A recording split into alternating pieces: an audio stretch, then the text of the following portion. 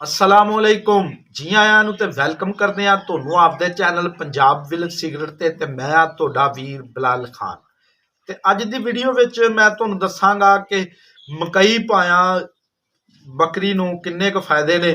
ਤੇ ਅਕਸਰ ਦੋਸਤ ਕਹਿੰਦੇ ਰਹਿੰਦੇ ਨੇ ਕਿ ਬੱਕਰੀ ਨੂੰ ਮਕਈ ਨਾ ਪਾਓ, ਇਹ ਵਾਇਆ, ਇਹਦੀ ਵਜ੍ਹਾ ਤੋਂ ਬੱਕਰੀ ਦੇ ਜਿਸਮ ਤੇ ਰਸੌਲੀਆਂ ਤੇ ਗਿਲਟੀਆਂ ਵਗੈਰਾ ਨਿਕਲ ਆਉਂਦੀਆਂ ਨੇ। ਤੇ ਮੈਂ ਤੁਹਾਨੂੰ ਦੱਸਣਾ ਚਾਹੁੰਦਾ ਕਿ ਇਹ ਮਕਈ ਪਾਇਆ ਗਿਲਟੀਆਂ नहीं निकलदियां, रसौलियां नहीं बनदियां, लेकिन ਜਿਹੜਾ तरीका मैं दसूँगा इस तरीके नाल तुसीं मकई पाया जे ते मकई पा के ते बकरियां नूं बहुत ज़्यादा सेहतमंद किया जा सकता। तो वीडियो अगर चंगी लगे तो लाइक करिया जे, ते जे चैनल ते नवें जे ते चैनल नूं सबसक्राइब जरूर करिया जे ताकि मजीद मालूमाती वीडियो तुहाडे वास्ते लैके मैं हाज़र हुंदा रहां। ते मकई जिहड़ी आ इहदे विच बहुत ज़्यादा ताकत आ।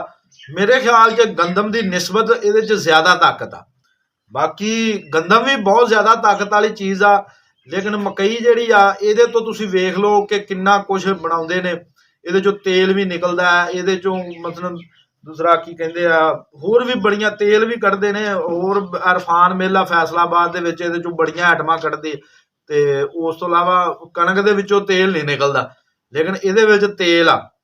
ते तेल वाली चीज़ जिहड़ी ओह ताकत वाली हुंदी आ।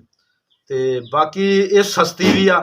कणक हुण जिथे तुसीं ला लो हिसाब के 4-5 हज़ार नूं 5 हज़ार नूं तकरीबन विकदी पई आ, ये 1800-2000 तक मकई मन लभदी आ। ते इहदे असरात जिहड़े आ ओह एक मेरा दोस्त आ, ओह अक्सर कुरबानी दे बकरे वगैरह पालदा हर साल। ते उहने मैनूं अगले दिन दस्सिया कि मैं उहनूं पुछया, मैं कहा यार तूं आपदे बकरियां नूं की पाउंदा, बहुत तगड़े बकरे तेरे हो जांदे। ते उहने कहा भी मैं अज तक किसी नूं दस्सिया नहीं, लेकिन अज मैं ना तैनूं दस दिना। ते मैं कहा चल यार दस दे, कोई नहीं, मेहरबानी तेरी चलो।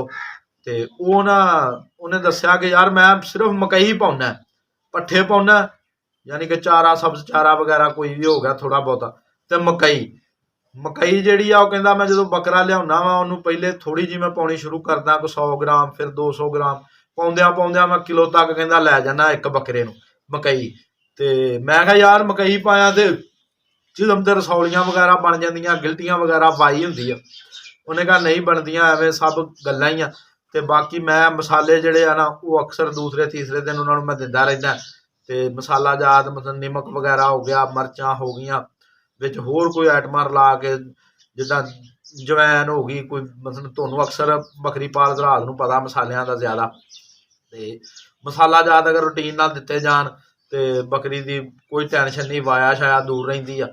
ते बाकी मकई पाया जिहड़ी आ ना वो मैं ते ओहदे बकरियां तो हिसाब लाया कि मैं वंडा छंडा पाउंदा, कणक पाउंदा, लेकिन इन्नी वो ग्रोथ नहीं हुंदी जो ओहदे बकरियां दी आ।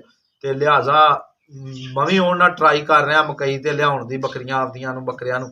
ते तुसीं भी ये ट्राई करके वेख्या जे। ते बाकी जे कोई मशवरा देना चाहते तो कमेंट सैक्शन च जरूर दिया करिया जे ताकि तुहाडी कीमतियां गल्लां दा मैनूं भी पता लगे।